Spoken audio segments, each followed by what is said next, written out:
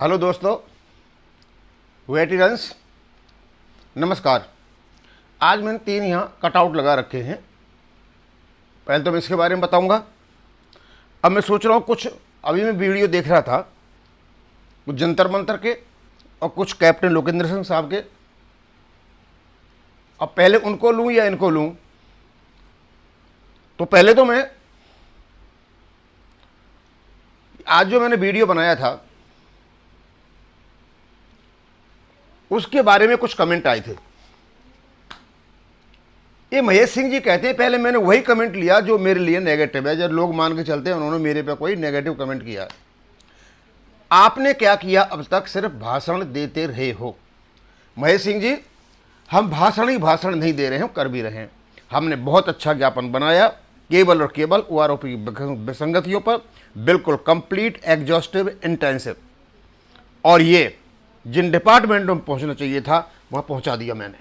और आपको सुनकर ये अचंभा होगा कि जंतर मंतर का जो बागडोर जिसके हाथ में था, मैनेजमेंट के हाथ में था, जिसने खर्चा किया उसको एक राजनीतिक मंत्री व्यक्ति बताकर सुरेंद्र पहलवान को भगा दिया था। उसी व्यक्ति का मैंने सहारा लिया, उन्होंने मेरा सहारा लिया।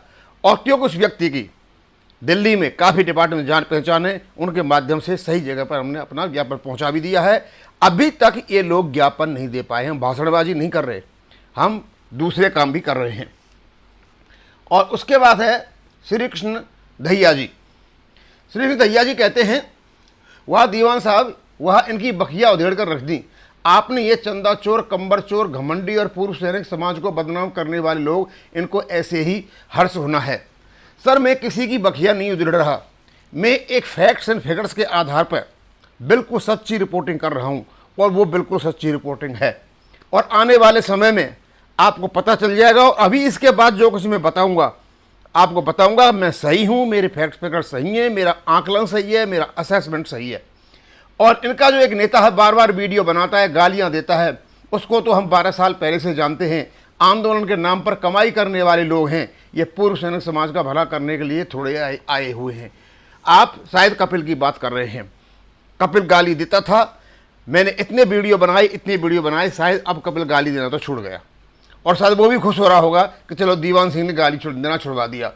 अब सैनिक समाज का भला करने के लिए थोड़े आए। सर, ये सैनिक समाज के लिए भला करने नहीं आए, ये लोग केवल और केवल, मैं पहले से कह रहा था, ये पॉलिटिकल हैं, ये पॉलिटिकल टर्न होंगे। लेकिन क्योंकि ये खुले में पॉलिटिकल इसलिए नहीं आ रहे कि इन पर हम नज़र बना करके बैठे हुए हैं।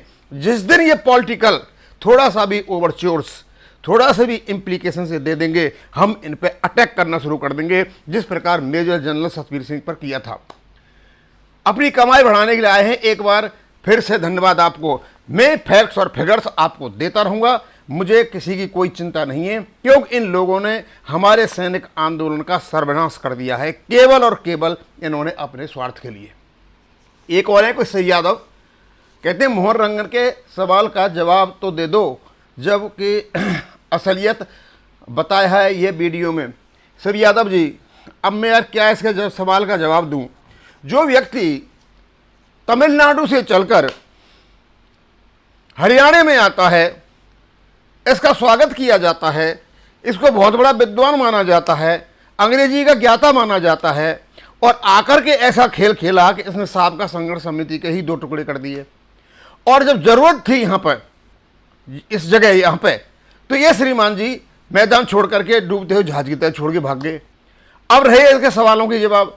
अपने सवालों का जवाब ये स्वयं व्यक्ति अपने आप ही है। मेरी मोहन रंगन से कोई दुश्मनी नहीं है, कोई कुछ नहीं है, लेकिन क्योंकि इनके जो डाउटफुल जो कैरेक्टर्स हैं ना, ये उनकी वजह से हैं। इन्होंने आज तक ये जवाब नहीं दिया कि लोग कहते हैं कि आप जंतर मंतर के पैसे से हवाई यात्राएं करते थे, क्या ये सही है? इन्होंने आज तक जवाब नहीं दिया। और रही इनके लांछन लगाने की बात, इनको बहुत कुछ जानते हो, बहुत कुछ रिकॉर्ड इनका हमारे पास है। मैं नहीं चाहता बार बार हमारा साथ ही रहे हुए कि मैं उनके बारे में कुछ कहूँ। हाँ, इन्होंने जैसा किया मैंने बता दिया। अब मैं थोड़ा चलता हूँ दूसरी, ये जो मैंने यहाँ जो 3 कटआउट लगाए उनका संबंध यहाँ पर है। एक ऐसा ये जंतर मंतर पर गोपाल कृष्णन जी, ये अधिकतर इंटरव्यू देते हैं। आज कोई रिपोर्टर इनका इंटरव्यू ले रहा था, और जंतर मंतर के जो रिपोर्टर हैं वो बहुत तेज हो चुके हैं। अब वो शर्माते नहीं है, सीधे ही सवाल पूछते हैं। अब ये नहीं है कि कोई भाईबंदी जैसे हो, कहते सर केरल में क्या हो रहा है, केरल की जो भाषा इनफाइटिंग क्यों हो रही है। तो पहले तो गोपाल कृष्ण जी उसको टालते रहे कि नहीं बताऊं, कुछ भी नहीं बताऊं, लेकिन वो तो रिपोर्टर है ना, पूछ लेते सर अब आपकी भाषा नहीं समझ पाते, आखिरकार हो क्या रहा है। तो गोपाल कृष्ण जी कहते हैं साहब वो बहुत पढ़े लिखे लोग हैं, तो आपस में करते रहते हैं, वो इस ग्रुप का है, वो उस ग्रुप का है, इसको छोड़ वहाँ चला गया, वहाँ चला गया, यानी घूम फिर के उन्होंने ये बता दिया कि इनके एजिटेशन के ऊपर केरल के 2 फाड़ हो चुके हैं और वहाँ लोगों में लड़ाई है, हमें तो पता है नहीं, लेकिन क्योंकि वो वीडियो मैंने सुना था। अब इस प्रकार की यदि बात है हो सकता है, लेकिन मुझे साबका का जरूर पता है, साबका में जरूर इनमें इनफाइटिंग हो चुकी है बहुत ज़्यादा, और हमसे बात भी होती है और हमें पता भी है। एक कैप्टन लोकेंद्र सिंह साहब हैं, ये बताते हैं जब भी वीडियो लाते हैं, जब थोड़ी सी हल्की सी चीज कहीं मिल जाए उसको बढ़ा चढ़ा करके ऐसा विस्फोट करते पता नहीं क्या हो गया। मतलब एमपी एमएलए के लिखे हुए लेटर्स का रक्षा मंत्री जी ने जवाब क्या दे दिया कि भाई प्रक्रिया जारी है, देख रहे हैं, तो उसको इस प्रकार प्रसारित कर रहे हैं जन कौन सी बड़ी बात हो गई। जब उनसे पूछा गया कि भाई आपका लेटर का कोई जवाब दिया, तो ये कहते नहीं दिया। इसी बीच में ये एक धमकी देते हैं, छुपी हुई धमकी, राजनीतिक धमकी, मतलब ये बताते हैं कि ये पॉलिटिकल हैं, और हम पहले से कह रहे हैं ये बागपत एरिया के हैं और ये केवल और केवल राकेश टिकैत के समर्थक हैं, ये वही पॉलिटिकल पार्टीज के लोग हैं और वहीं से अधिकतर लोग आ रहे हैं। ये कहते हैं कि मेरे साथ जो व्यक्ति खड़ा हुआ है, जो सैनिक खड़ा हुआ है, ये है, इसकी बीवी भी है, इसके बच्चे भी हैं, इसका भाई भी है और इसकी जानकारी गम में भी है। लोकेंद्र सिंह जी लोग बहुत चतुर हैं और रिपोर्टर ने शायद आपको पकड़ भी लिया था, आप नहीं समझ पाए होंगे। आप सीधी सीधी धमकी दे रहे हैं कि वोट आपके हाथ में है, आप किसी को हटा दोगे। अरे आप क्या हटाओगे यार, पॉलिटिकल चीज़ें, आप यहाँ बैठे हो सैनिक संगठन के लिए, हमारी ओआरओपी के लिए। और दूसरा ये बताइए, आपको तो एमएसपी 15,500 मिल रही है, यदि एमएसपी कम कर दी जाती आप मान जाओगे? आप एमएसपी की जब बात करते हो आपके मुँह से शोभा देती है क्या? आप एमएसपी की बात करते हो, आपके मुंह से शोभा नहीं देती। आप ऑलरेडी कैप्टन हो, आपको ऑलरेडी मिली हुई है, जिसको नहीं मिली है ये बात उसको करने दीजिए। आज मैंने एक चीज़ दिखाई, उन्होंने बड़ी कमाल की चीज़ दिखाई। वो दिखा रहे थे कि सैनिक एकता कितनी महान होती है और तुम भी घरों से निकलो और सैनिक एकता करो। तो इन्होंने जोधपुर की एक रैली दिखाई,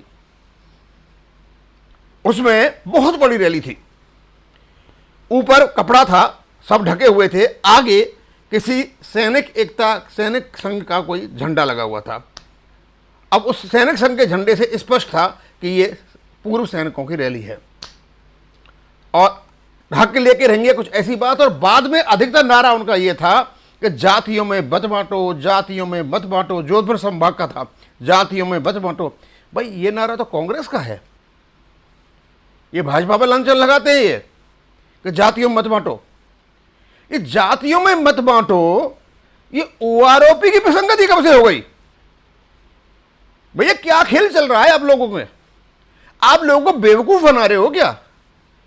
मतलब जो जहां जंतर मंतर पर सैनिक आंदोलन के लिए आए थे उनको तुमने भगा दिया और नए नए प्रपंच लेके डेली तुम आ रहे हो। कभी तुम बुजुर्गों को आगे कर देते हो, कभी कुछ करते हो, कभी कुछ करते हो। और आज आपने जो रैली दिखाई और दुनिया को दिखा रहे थे भाई जो सैनिक एकता ऐसी होनी चाहिए, आप भी घरों से निकलो। और उनका नारा था कि जातियों में मत बांटो।